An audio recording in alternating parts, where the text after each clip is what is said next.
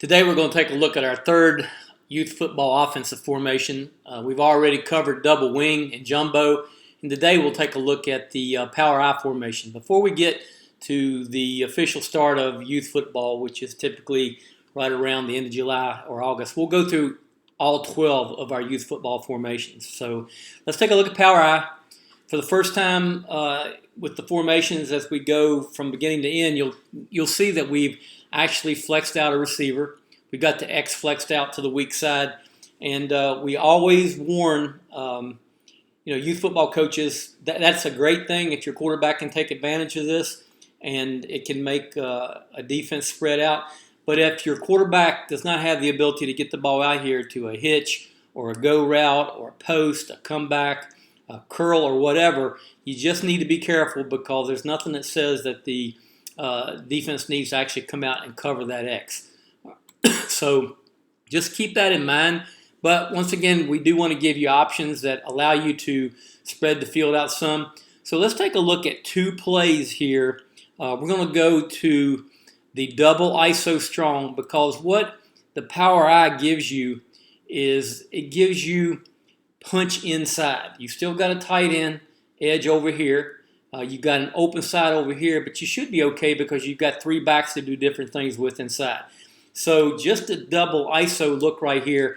If you've got good blocking backs, or you've got a couple good running backs, maybe three, where you want some counter actions, this is when you want to seriously look at the power I formation for your youth football team.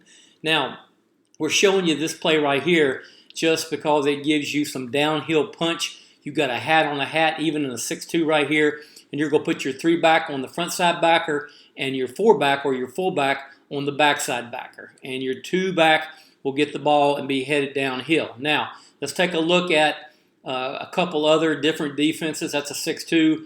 If you see it drawn up against a 4-4, you're going to see it's pretty much the same thing. You're just going to have your three back downhill on the first backer play side, and your four back will go backside. Let's go take a look at an odd front. We'll take a look at a 5-3. Okay, same situation.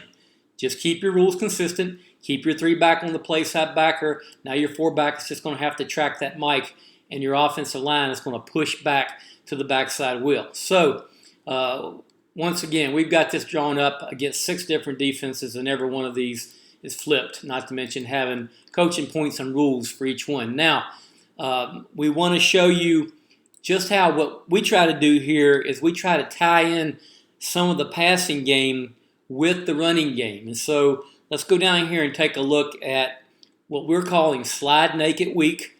And here it is right here. When you open this up, what you're going to notice is that what we're trying to take advantage of is probably you run that double ISO strong enough, and you're going to have linebackers, you're going to have safeties, you're going to have everybody jumping on top of that play, because they'll be keying this four back right here, and may even be keying the action of the two back.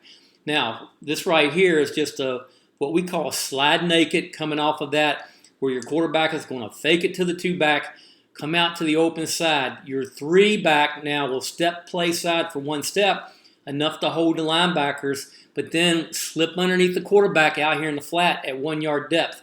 So you've got your you've got your Y coming across on a drag, and you've got your X running a bench route at around 10 to 12 yards over here.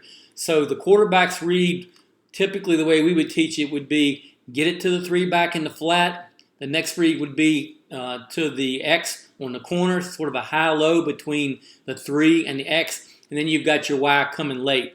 If everything blows up or something happens and it just doesn't look very good, and your quarterback can always take this ball, make a go call, the X, the 3, and the Y should all turn up and block, and you've got a way of salvaging that. So just a couple plays. As you can see, we've got more than enough in here in the power I formation for you to start forming really your whole offense if you wanted to off of this formation. And once again, all the plays, the run plays, are blocked up against multiple fronts. So just keep in mind, as we keep going through the youth offense, that we'll begin to spread it out. The next one will be shoot, in which we start spreading the offense out a little bit. But right now, you can go in and take a look at our articles on double wing, jumbo, and power I.